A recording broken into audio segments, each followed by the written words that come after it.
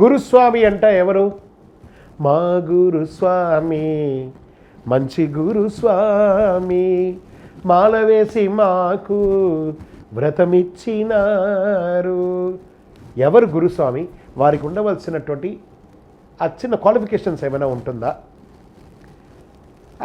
ఎలా ఎంచుకోవాలి ఒక గురుస్వామిని అంటే గూగుల్ కాదు, గురుస్వామి అని వెతకండి.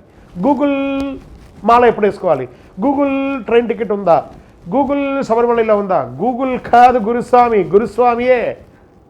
స్వామి ఓ గురుస్వామి, ఆ గురుస్వామి పాదాల దగ్గరికి వెళ్ళండి.